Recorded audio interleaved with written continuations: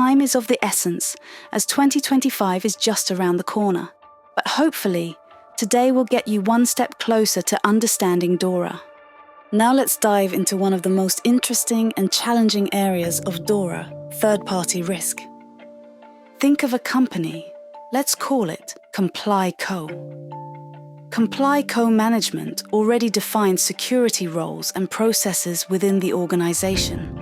They are up and running with an effective, fully functional risk management framework as well. Comply Co has also taken mandatory advanced resilience testing with a risk-based approach conducted by a certified independent vendor. Not only that, but Comply Co is ready to report any major incident in real time, although none have taken place. They are receiving updated information from authorities, monitoring and identifying threats and vulnerabilities. Now, Comply Co needs a new CRM platform and hires OpenDoor, who has one of the newest, coolest, groundbreaking solutions on the market, but possibly not the safest.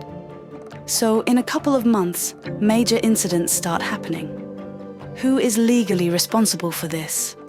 Well, as of now, OpenDoor is. But does it make sense that a company like Comply Co would go to all that trouble and then risk having their client data compromised because of a supply chain liability? It sure doesn't. That's why DORA introduces a whole key area on third-party risk. And the idea, to put it bluntly, is that companies will have to treat risk brought by third parties as their own risk. Let's see how.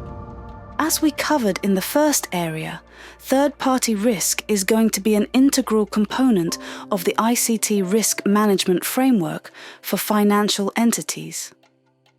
Going into detail, entities are required to make a risk register that lists all the third-party companies they work with. Each third party's level of importance or criticality should be noted in the register.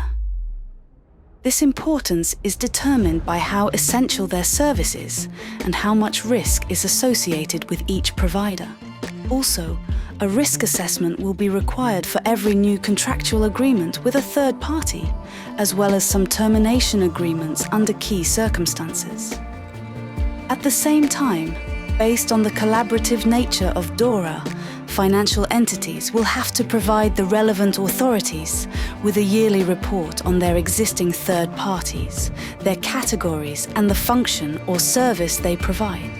With all of the reports from all the entities, the authorities will have an accurate overview of the reliance and dependency of the financial sector on ICT providers and the associated European-wide points of failure and risk. The last element of this area is an oversight framework that will designate critical ICT third parties, appoint lead overseers to assess each one of them, dictate penalties on third parties who do not comply, and create an oversight forum to promote ICT third-party monitoring at union scale. The object of all of this, exactly the same as with incident management, is collaboration at EU level that will guarantee a new security standard for all of the financial ecosystem. Stay tuned for our next videos on each of DORA's key areas.